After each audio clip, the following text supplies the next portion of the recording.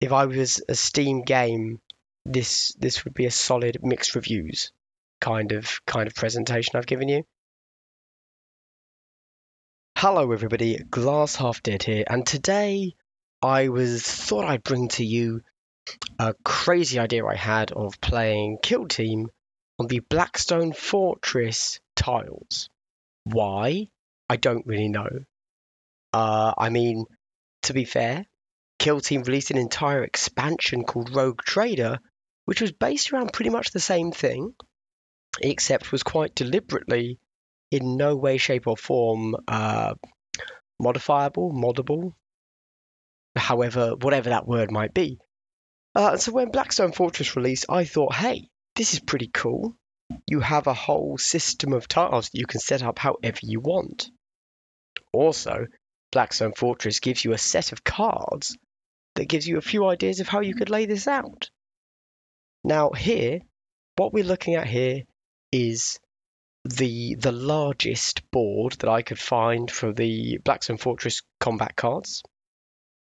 Obviously, there are things on here like the 1 and the 3 that in Blackstone and the 2 that mean something in Blackstone Fortress. I ignore those. And actually, it turns out I didn't really use this exactly. I did change it a little bit because there were 1 or 2 more board pieces that were large that I wanted to use instead. And this is very much set up to fit a Blackstone Fortress scenario. So, before we get into the board, let's take a look at the kill teams.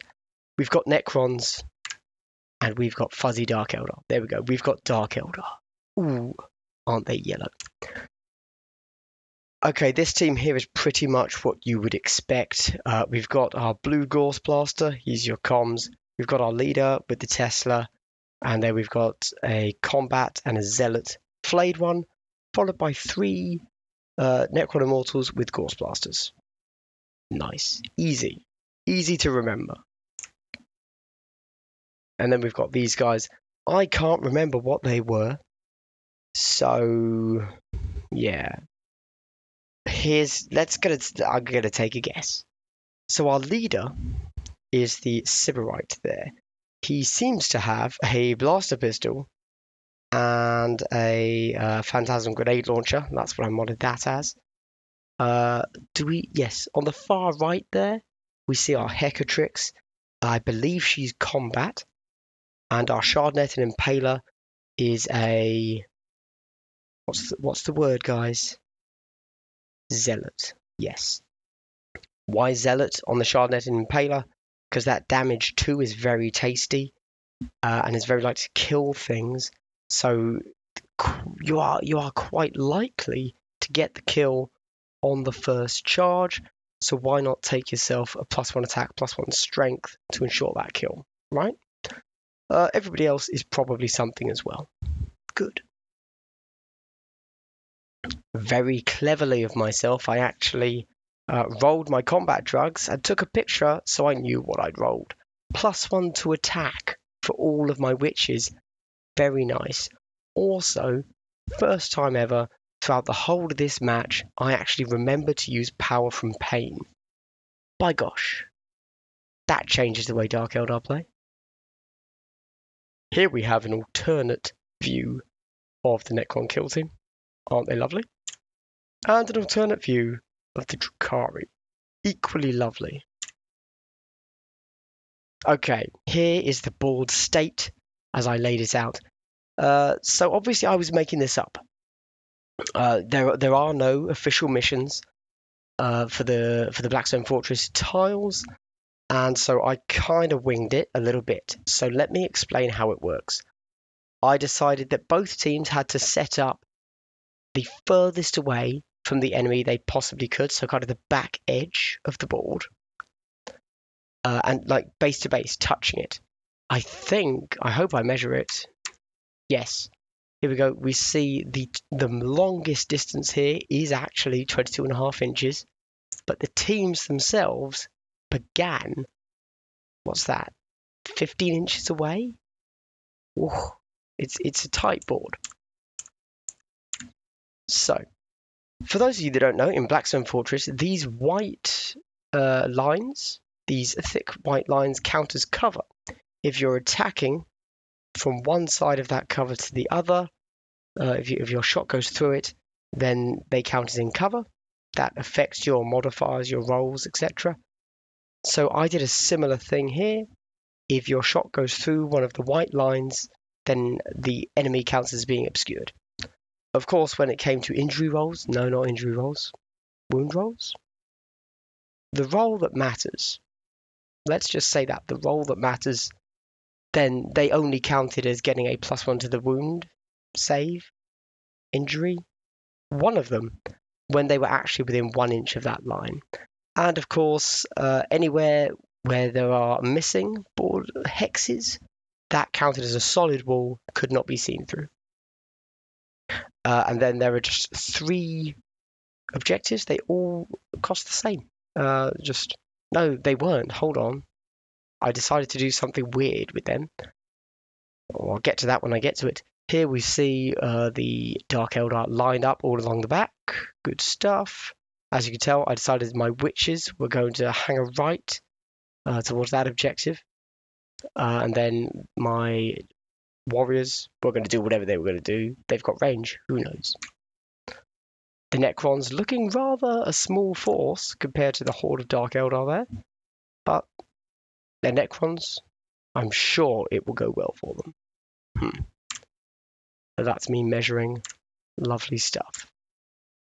So I specifically used the tokens 1, 2, and 3, shuffled them, placed them randomly, and decided that at the end of each battle round, if you were within...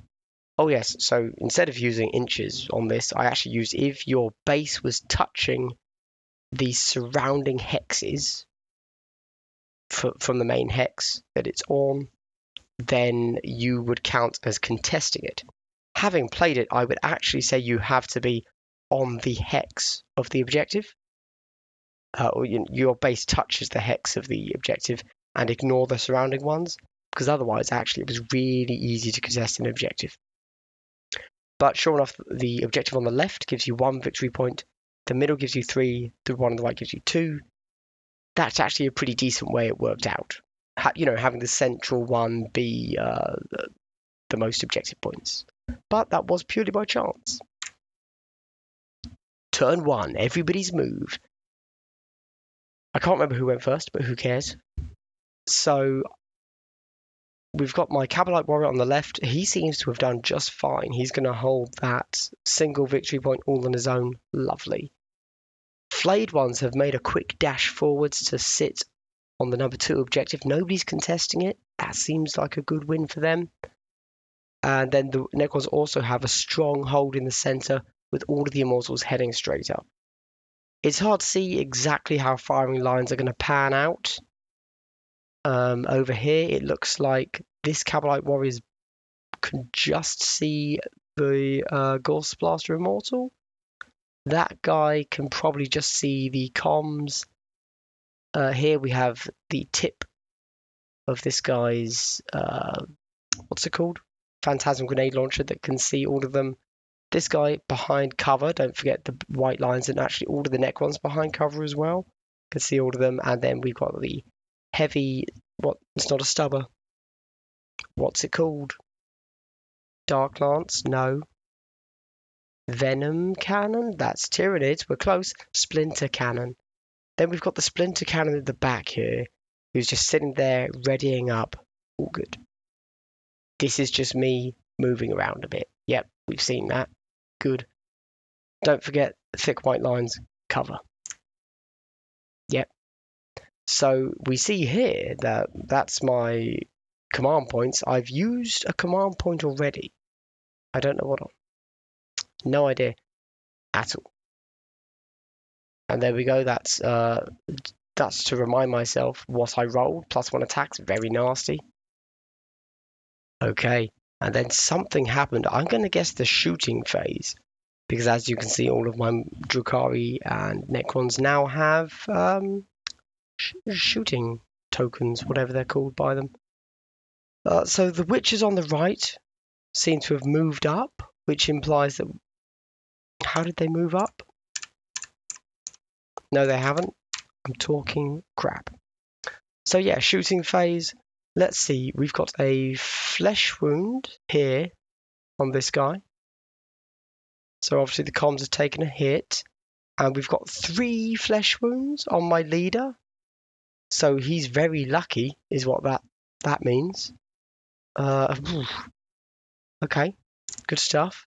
Yep, 3 flesh wounds on my leader.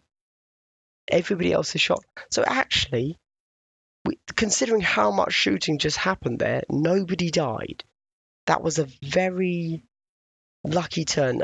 We've got a flesh wound over here as well on this standard bog basic witch. A lot of shooting, no deaths. Fair enough. Yep, we've seen that. Yep, we've seen that. And yes, we have seen that. I'm quite the eagle-eyed observer, aren't I?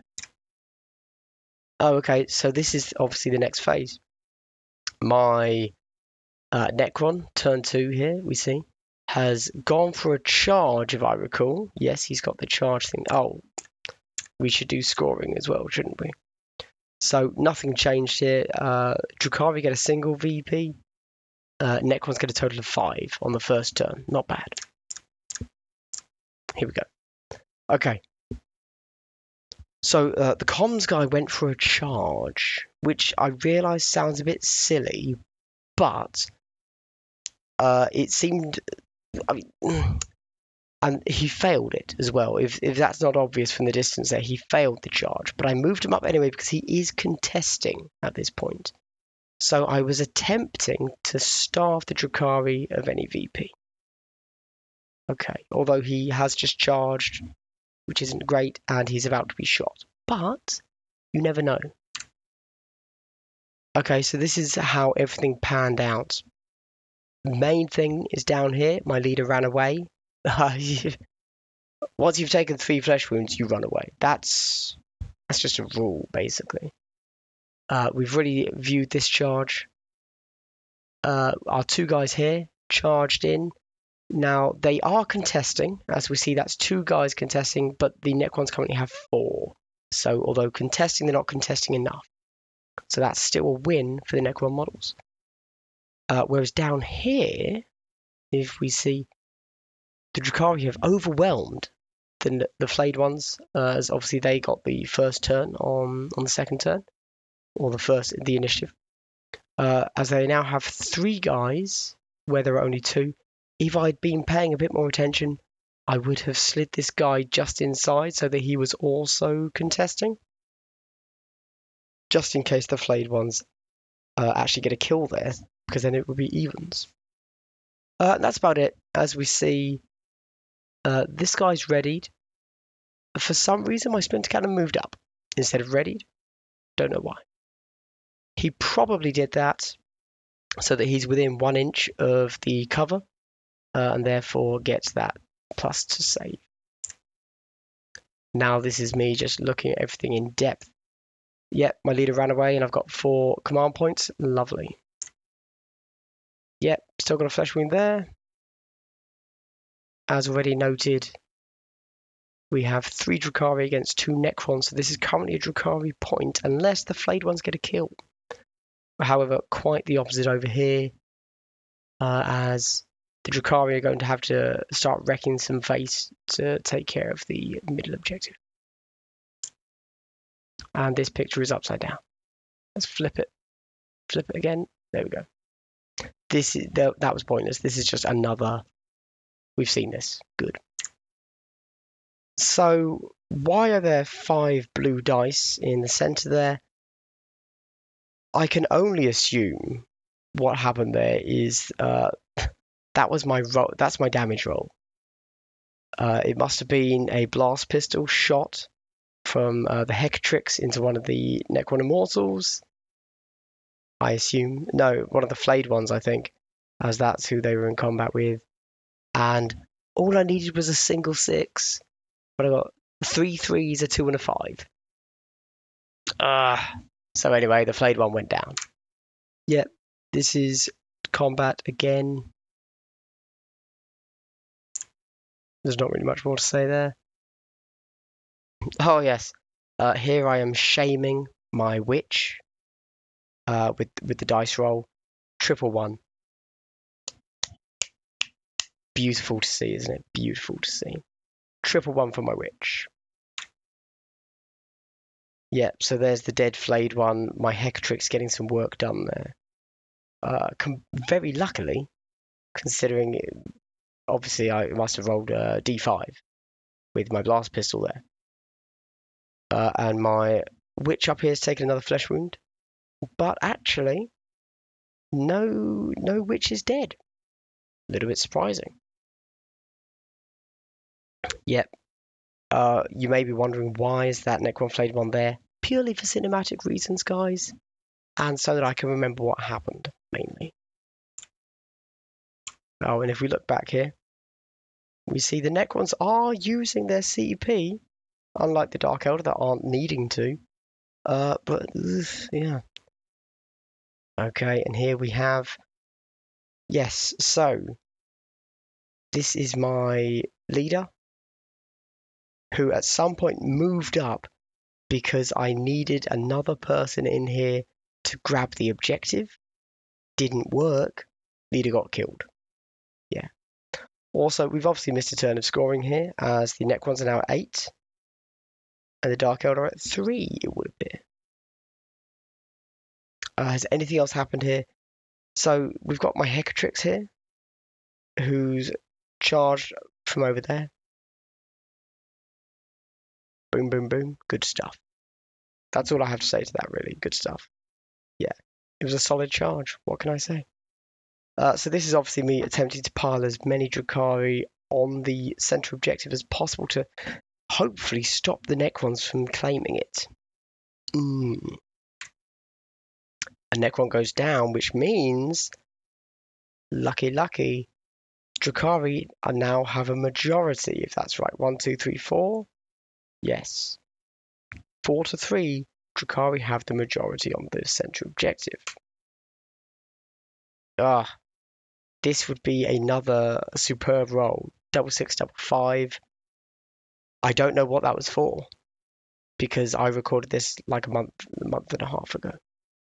But it was good or bad. That's what we really know about this roll. It was good or bad. Excellent. Well, apparently that roll led to a dead flayed one, so it was probably good. So that's nice. Yeah, good stuff. Okay. And this looks to me like maybe a final turn. I can't quite see what the turn counter says. It's a 5, maybe.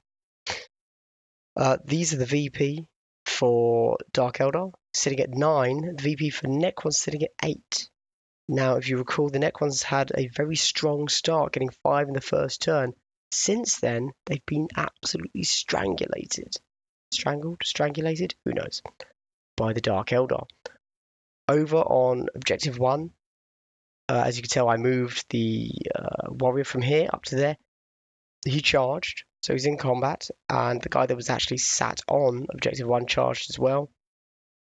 Not for any particular reason, just because the charge here got this guy into contesting range, and now these two are holding 1 again. Dark Eldar clearly have Objective 2 on lockdown, and they are now they are now winning Objective 3, not just contesting, winning. So big turnaround for the Dark Eldar there. Big turnaround. And this is simply another shot. Oh yeah, so this is after another scoring round. We see that the Drukhari are kind of running away with it now, as they have, 15-8?